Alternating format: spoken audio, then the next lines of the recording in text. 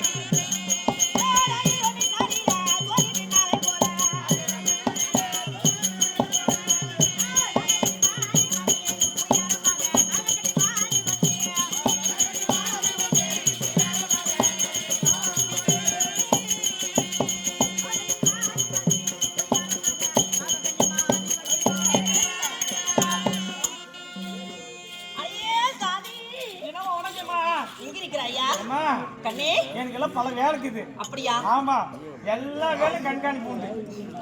அப்படிதான் இருக்க வேண்டும். ஆமாம்மா. அப்படி இருந்தாலும் இந்த பார்சவனாடி தோற்றமளித்து வந்திருப்பவள் உண்மைதான். என் பெயரோ நாகக்கண்ணிகை. நாகக்கண்ணிகை? ஆமாடி. அம்மா என்ன இது மட்டும் சரி இந்த பக்கம் மட்டும் வந்துடாத. அப்படியா? எனக்கு பயமா இருக்குது. அதாவது காலையில ஒரு முட்டை கொடுக்குறேன். எதை முட்டை கொடுக்குறேன்? என்ன முட்டை கொடுக்குறேம்மா? அந்த முட்டை கொடுப்பான். ஏய் அந்த முட்டை இல்லடா, ஏன் முட்டை கொடுக்குறேன்? தாதி என் பெயரோ உளுவின்னு சொல்லக்கூடிய நாகக்கண்ணி. ஏமா அதுக்கெல்லாம் நான் விட மாட்டேன். எதுக்கு? எந்த ஓம்பத்துக்கெல்லாம். ஏய் நான் வளர்க்க வேண்டும். சரி சரி. இல்லாவிட்டால் தண்டனைக்கு ஆளாகி விடுவாய். ஏமா சரியா? அதுல ஒண்ணு வந்தா கூட பயந்துருவேன். அப்படி இருந்தாலும் உளவி இன்னும் நாகக்கண்ணியாக இருந்தாலும் பெற்றவர் யார் உற்றவர் யார் தெரியுமா? சொல்கிறேன் வாருங்கள்.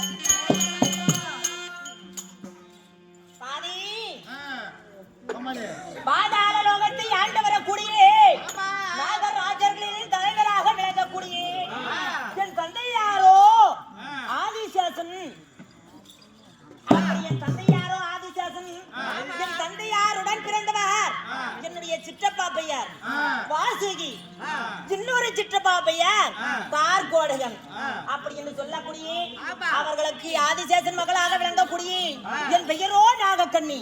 அப்படி நாகக்கண்ணியாக இருந்தாலும் என்னை யாருக்கு திருமணம் செய்து கொடுத்தார்? சொல்கிறேன் வா.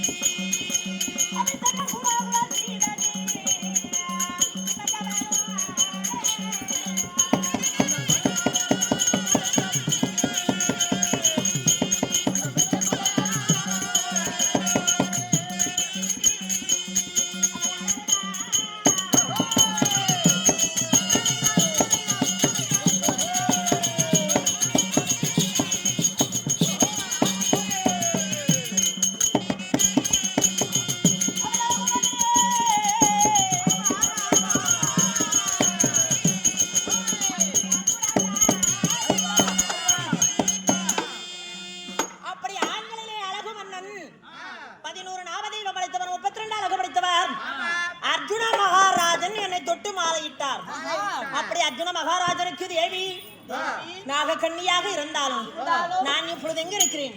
பாதாளம் என்று சொல்லக்கூடிய பாதாள லோகத்தில் நான் அரசாட்சி கொண்டு வருகிறேன். அந்த நாகலோகத்திற்கு ராணியாகவே நான் அரசாட்சி செய்து வருகிற போது இந்த நாகலோகத்தில் யாருக்கும் எந்த ஒரு இடரூரும் இல்லாமல் இருக்கிறார்கள். அதனாலே சற்று நேரம் அதாவது சிறுபாம்பு தாளாட்ட சேசன் குடைபிடிக்க, நாக நல்ல பாம்பு தாளாட்ட நாகம் குடைபிடிக்க, அப்படி நாம் ஆசனத்தில் அமர்ந்திருக்கலாம். பிறகு என்ன நேர்கிறது என்று பார்க்கலாம்.